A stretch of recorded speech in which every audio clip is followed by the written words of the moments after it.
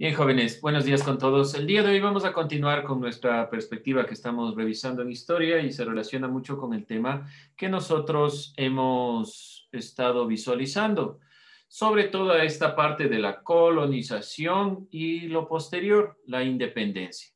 Van, por favor, a tomar en cuenta los elementos que se ven aquí, pero nuestro trabajo puntualmente van a realizar un collage de el 24 de mayo de Eso, la batalla de Pichincha, gracias. Sobre el 24 de mayo de 1822. Como usted desee, como usted quiera. Si dice Lisen, yo no puedo tener imágenes, nadie le dice que imprima ni nada por el estilo. Lo hace en cualquier plataforma que usted desee, si quiere lo hace en el celular, como usted quiera, ¿sí? Si no, pone frases de la batalla de Pichincha y hace un collage, como usted quiera. ¿Hecho? ¿Alguien alguna duda sobre el trabajo? ¿Claro? ¿Quién podría repetir? Es que yo tenía problemas del internet Claro, y Anthony, no no se pude preocupe. conectar. Ya, entonces, ¿qué vamos a hacer? Voy a pasarles dos videos sobre la batalla de Pichincha. Son videos cortos. Lo importante es que tome ideas de aquí para realizar un collage. Va a realizar un collage sobre la batalla de Pichincha, como usted quiera. Puede ser en programa, puede ser en su celular, puede ser como usted quiera. O si dicen, yo no tengo y no puedo realizarlo, en una hoja. Toma frases de la batalla de Pichincha y hace un collage en base a frases, como usted quiera. ¿Listo? Vamos a iniciar con los videos. Sencillo, ¿sí? Una representación bastante sencilla a través de los videos de la batalla de Pichincha. Ahora, usted recuerde, batalla de Pichincha no es que simplemente llegaron los jóvenes a la batalla y se dio y listo. No es que eran dos grupos que se enfrentaron. Es un proceso. Como se ve en el segundo video, ya Guayaquil, ya independizado, impulsa la proclamación de la independencia apoyando principalmente a Quito, toda esta conformación de la Real Audiencia de Quito y Cuenca, para su independencia, que es propiamente el 24 de mayo de 1822, la gran batalla que pone fin a la hegemonía española sobre nuestros territorios. ¿Sí? Entonces, vamos rescatando algunos elementos más del video para ir complementando estas ideas. ¿Qué más podemos rescatar de este video o de estos videos sobre la batalla de Pichincha? ¿Qué les llamó la atención? A ver, vamos puntualizando algunas ideas. Sacando ideas. ¿Qué más les llamó la atención?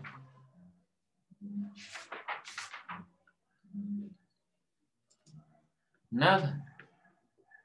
Cuente. ¿Qué más le llamó la atención? ¿Qué es lo importante del 24 de mayo? ¿Por qué rememorar una fecha histórica? ¿Qué creen ustedes? ¿Por qué? ¿Por qué razón? ¿Por qué razón recordar estas fechas históricas? ¿Cuál es el sentido de esto que estamos nosotros realizando? Sabemos bien que el presidente de la República fue proclamado en esta fecha y evidentemente es también para rememorar el hecho que hemos estado nosotros visibilizando aquí. Pero debe existir algunas consideraciones y razones. Anteriormente no se lo hacía el mandato en el 24 de mayo, sino el primer grito de independencia, el 10 de agosto. Se cambió el 24 de mayo por ser uno de los elementos históricos más importantes. Se reconoce también la lucha de Abdón Calderón, más allá de todo ese mito que existe detrás. Realmente Abdón Calderón es uno de los grandes luchadores, así como junto a Sucre y toda la gesta libertaria de esta perspectiva. Entonces vamos a ir planteando esta noción en base a imágenes que puedan reconstruir la idea del 24 de mayo de 1822. Tienen algunos datos, algunas imágenes. Por ejemplo, vemos ahí desde el camino de la independencia de Guayaquil hacia Quito. No quiero que sean solo las imágenes pegadas y usted le gira y ya es por eso un collage. No, trate de darle sentido a las cosas que hace.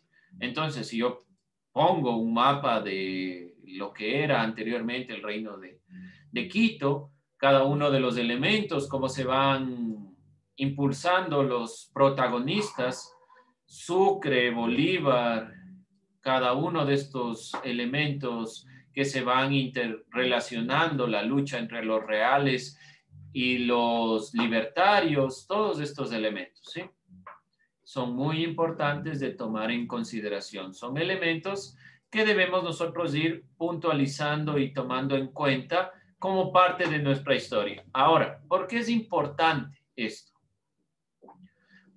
Porque siempre estamos hablando de fechas cívicas, además de que salga en el día de, ¿cómo decirlo?, en el momento cívico, más allá de que salga o no en el momento cívico. ¿Por qué rememorar estas fechas? Cada una de estas fechas realmente se generan como elementos primordiales que dan cuenta de nuestra identidad. No se olvide, por ejemplo, pongo este elemento, ¿sí? Batalla de Pichincha, 24 de mayo de 1822, entre las fuerzas patriotas comandadas por el general venezolano Antonio José de Sucre y los realistas, que son aquellos que estuvieron a favor del rey. Ahí tenemos una perspectiva, una reconstrucción de los elementos primordiales. Pueden hacerlo de esta manera en base a un collage tomando varios elementos, varias fotos e irlas implementando para que tenga un sentido último. ¿Listo? Vamos entonces, en base a esta perspectiva, a continuar nuestro análisis. ¿Por qué razón? Si recordamos lo que hemos estado nosotros visualizando es el tema sobre los antecedentes históricos que se refieren a la introducción de las personas esclavizadas en América Latina durante todo este proceso de lo que es propiamente la colonia.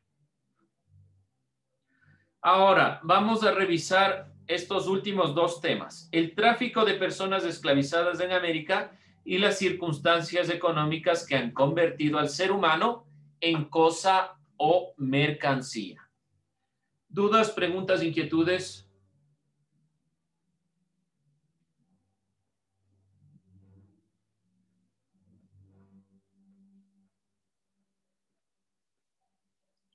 ¿No? Bien, vamos entonces a ir puntualizando estas perspectivas, ¿sí? Vamos con estas ideas. Los dos temas, el tráfico de personas esclavizadas en América Latina y las circunstancias económicas que han convertido al ser humano en cosa o mercancía. Vamos a ir revisando esta perspectiva en base a algunas diapositivas que nos permitan ir comprendiendo lo que se refiere a esta visión. A ver, tenemos dos circunstancias económicas propias, dos momentos de la esclavitud. Una en la Edad Antigua y otra en el colonialismo. En cuanto al tráfico de personas, ya sabemos que para el tráfico de personas en la época colonial se dio el triángulo del comercio. ¿Cómo funcionaba el triángulo del comercio?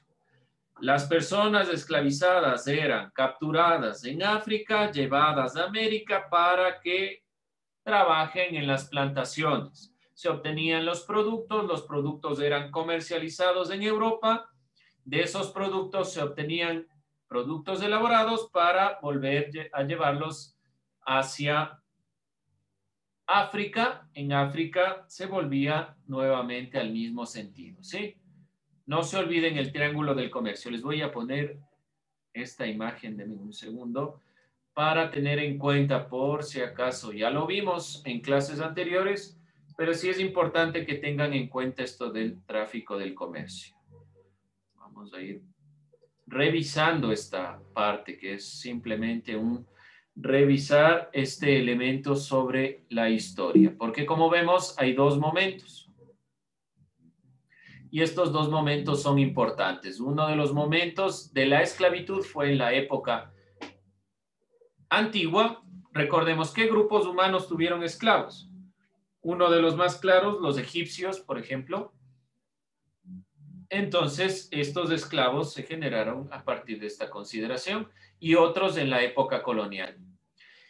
En cuanto a qué, como vemos aquí, al triángulo del comercio, lo que les decía yo. El triángulo del comercio es sumamente importante. Este triángulo del comercio nos determina que en la época colonial el tráfico de personas en América Latina, una perspectiva que ya hemos nosotros visto en la introducción, se dio a partir de este triángulo comercial. Los agentes involucrados eran las potencias europeas y sobre todo las grandes compañías de esclavos. No se olviden esta imagen, esta perspectiva del triángulo comercial. Vamos entonces a continuar con lo que estuvimos revisando. Dos momentos entonces en cuanto a lo económico. ¿Qué pasaba en la Edad Antigua? Las personas esclavizadas cumplían dos roles, productivos o de servidumbre, y eran un botín de guerra. ¿Cómo se obtenían los esclavos en la época antigua? A través de las guerras. Los pueblos que conquistaban a otros capturaban a estas personas conquistadas para ser sus esclavos. Hemos visto, y creo yo que conocen dentro de la historia propia de la Biblia y toda la conformación del Antiguo Testamento, la parte de Egipto. Cuando los egipcios conquistaron algunos de estos pueblos hebreos, les nombraron o les tuvieron como esclavos. Por lo tanto, la esclavitud de la Edad Antigua no es la misma que la de la época colonial. No se olvide puntualizar esto. La esclavitud de la Edad Antigua no es la misma que de la época colonial.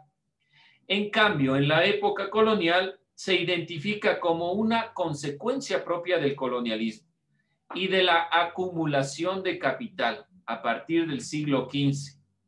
Como tuvieron mucho dinero, como tenían esta posibilidad del capital, en realidad más que el dinero, son los bienes, la posibilidad de tener bienes. En esta consideración, entonces, en la época colonial, no solo se dio por la conquista de los territorios africanos, sino por la comercialización de esclavos. En la Edad Antigua no se comercializaba directamente a los esclavos, sí había un proceso de comercialización, no digo que no, sino que mayormente las grandes civilizaciones tenían a los esclavos por los botines de guerra. Entonces, permanecían ahí. En cambio, en la época colonial, de las conquistas y de los lugares donde se tenían, se le llevaba a un solo sitio y de ahí se comercializaba. Por eso es que muchas de las personas esclavas de la época colonial perdieron su lenguaje, porque no sabían realmente de dónde provenía.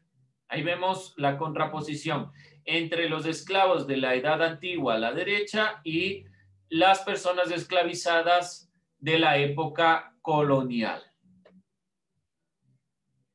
Entre las circunstancias económicas que llevaron a que seres humanos fuesen tratados como mercancías, estuvieron, como ya se dijo, el colonialismo y sus características de explotación de recursos. Entonces, podemos decir, las circunstancias económicas fue el colonialismo. ¿Qué quiere decir esto?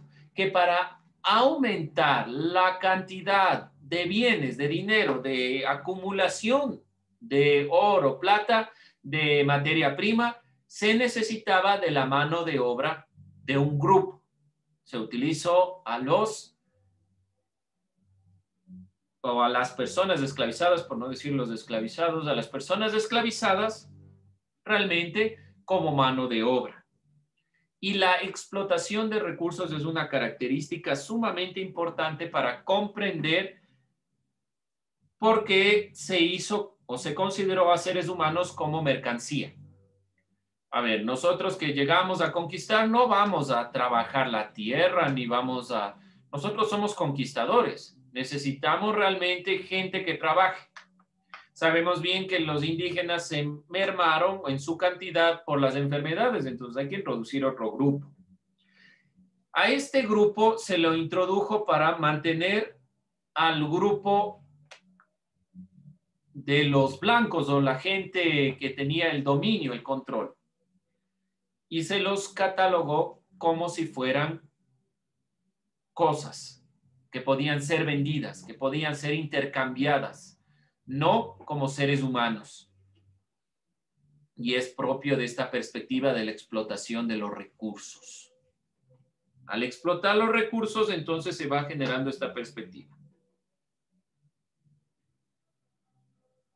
Entre estas circunstancias. Por otro lado, también se requería de una gran mano de obra, como les dije, para explotar estos recursos y por lo cual se introdujo a las personas esclavizadas. Vemos, si hemos tenido aquí nuevamente el triángulo del comercio, que ya les puntualicé. ¿Y qué se generó a raíz de esto? Una supuesta superioridad racial. Había supuestamente razas superiores unas a otras. Y se generó el sistema de castas en la época colonial. De este elemento estaremos retomando en el próximo año lectivo. Así que no se olvide, cada uno de estos elementos los vamos a ir complementando. Vamos a seguir hablando de estas perspectivas, complementando con lo que estamos viendo el día de hoy. Así que ir puntualizando. Como vemos aquí, miren, cómo van naciendo estas diferentes castas en la época colonial. Y son muy complejas.